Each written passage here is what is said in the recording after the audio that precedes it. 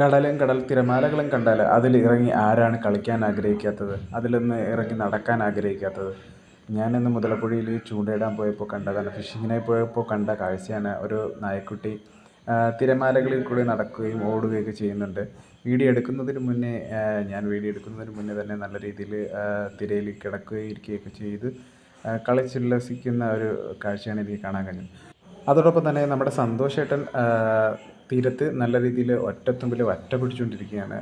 ഒറ്റത്തുമ്പാണ് പുള്ളി ട്രൈ ചെയ്തുകൊണ്ടിരിക്കുന്നത്. ഇതാ ഒരു വറ്റ സ്ട്രൈക്ക് ചെയ്തിട്ടുണ്ട്.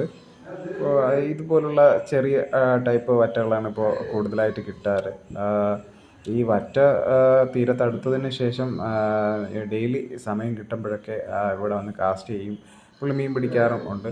ആ കാണുന്ന സഞ്ചി ഒരു അര സഞ്ചിയോളം വറ്റ ആയിട്ടുണ്ട് പുള്ളിക്ക്.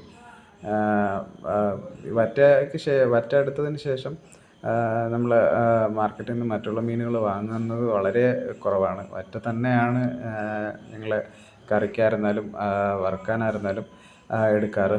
അതാ വീണ്ടും പുള്ളി കാസ്റ്റ് ചെയ്തിട്ടുണ്ട്. ആ ടിപ്പൊന്ന് ശ്രദ്ധിച്ചാൽ നിങ്ങൾക്ക് മനസ്സിലാവും. വറ്റ അടിച്ചു കാസ്റ്റ് ചെയ്യുന്നു, സ്പീഡിന് വലിച്ചാൽ മാത്രം മതി, മീനടിക്കും.